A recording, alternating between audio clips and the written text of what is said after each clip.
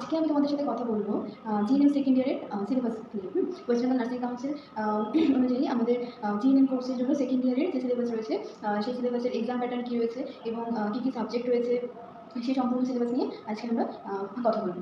তো প্রথমেই চলে আসছি যে দেখো, ফার্স্ট ইয়ার পাস করার পর সেকেন্ড ইয়ার, মানে সেকেন্ড ইয়ারটা আমাদের জিএনএম কোর্সের মোস্ট একটা ভাইটাল এবং ক্রুশিয়াল টাইম বলতে পারো। কারণ তুমি ফার্স্ট ইয়ারে হয়তো অনেকগুলো সাবজেক্ট পড়বে, কিন্তু সেকেন্ড ইয়ারে এসে তোমার টোটাল 4টে সাবজেক্ট হয়ে যাবে। ওই 4টে সাবজেক্টকে কভার করা সত্যি অনেকটাই টাফ হয়ে পড়ে স্টুডেন্টদের জন্য। ইনফ্যাক্ট সেকেন্ড ইয়ারে ডিউটি শিডিউল, কারণ তখন থেকে সেকেন্ড ইয়ার থেকে তোমার শিফটিং ডিউটি শুরু হয়ে যায়। এরপর যারা ধরো মেডিকেল কলেজ থেকে পড়ছো কিংবা ডিস্ট্রিক্ট হসপিটাল থেকে পড়ছো, তাদের আরও বাইরের অন্যান্য ফিল্ডে এক্সপিরিয়েন্সের জন্য ইনস্টিটিউট থেকে পাঠানো হয়। তো তখন ওই এত একটা হিউজ সিলেবাস কভার করা সত্যি একটু টাফ হয়ে যায় স্টুডেন্টদের জন্য। তো প্রথমেই বলবো যে প্রথম যে সাবজেক্টটা রয়েছে সেটা হচ্ছে মেডিকেল সার্জিক্যাল নার্সিং। তো মেডিকেল সার্জিক্যাল নার্সিংয়ের আবার দুটো পার্ট রয়েছে, মেডিকেল সার্জিক্যাল নার্সিং 1 আর মেডিকেল সার্জিক্যাল নার্সিং 2। তো প্রথমে আমি সাবজেক্টগুলো বলে নিচ্ছি, তারপর মার্কস বলবো। তারপর হচ্ছে চাইল্ড হেলথ নার্সিং, আমরা যেটাকে পেডিয়াট্রিক নার্সিংও বলে থাকি। তারপর mental health nursing. Mental health নার্সিংটা একটা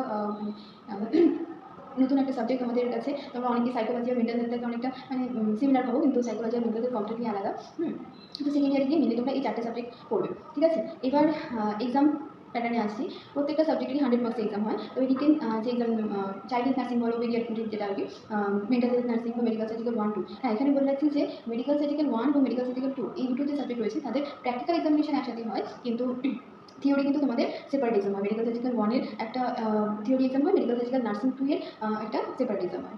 প্রত্যেকটা এক্সামের রিটেন তোমাকে এক্সাম দিতে হবে 75 মার্কসের, এবং 25 মার্কস থাকবে হচ্ছে ইন্টারনাল অ্যাসেসমেন্ট, যেটা তোমার ইনস্টিটিউশন থেকে তোমার বিহেভিয়ার, তোমার ক্লাস টেস্টের রেজাল্ট সব কিছু ওপর বেস করে সেই মার্কসটা সিস্টার টিউটর বা অথরিটি যারা আছেন ওনারা সেই মার্কস সাবমিট করেন, ঠিক আছে?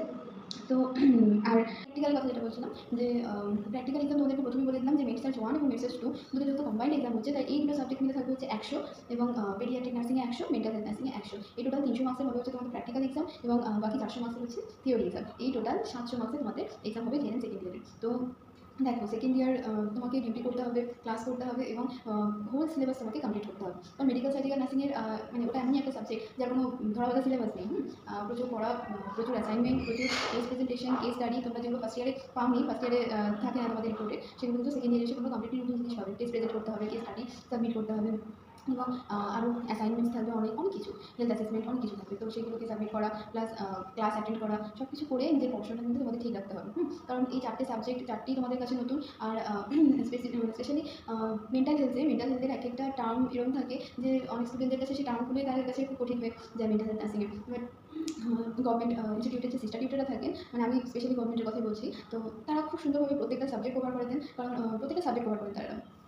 আর সিলেবাস তোমার এক্সামের আগে ঠিক তারা কমপ্লিট করে দেবে, সে নিয়ে তোমাকে ভাবতে হবে না। কিন্তু সিস্টাররা যেগুলো পড়াবেন সেটা তুমি চেষ্টা করবে রোজের পড়া রোজ করে রাখার। কারণ যদি তুমি পড়া জমিয়ে দাও তাহলে কিন্তু এই 4টে সাবজেক্টে পড়া চলতে চলতে পুরো বাহার হয়ে যাবে, ঠিক আছে? তো চেষ্টা করবে রোজের পড়া রোজ কমপ্লিট করে রাখার। প্লাস 10 ইয়ার্স হচ্ছে একটা মোস্ট ভাইটাল জিনিস আমাদের নার্সিংয়ে। 10 ইয়ার্স কোশ্চেন সলভ করবে, এবং সিস্টাররা যে ক্লাস টেস্টগুলো নেন সেই ক্লাস টেস্টের মার্কসগুলো কিন্তু তোমাদের জন্য ভীষণ ইম্পর্টেন্ট। কারণ সেগুলো থেকে ইন্টারনাল অ্যাসেসমেন্ট জাজ করা হয় এবং কাউন্ট করা হয়। সেগুলো থেকে যে টেস্ট এক্সামটা নেওয়া হয় ফাইনালের আগে, সেই টেস্ট এক্সামটা কিন্তু খুব ইম্পর্টেন্ট।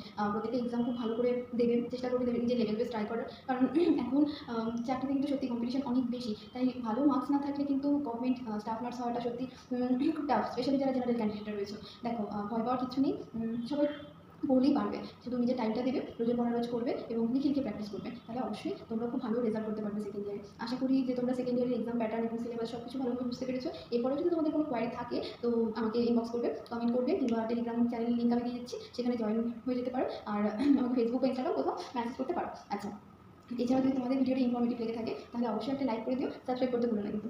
দেখা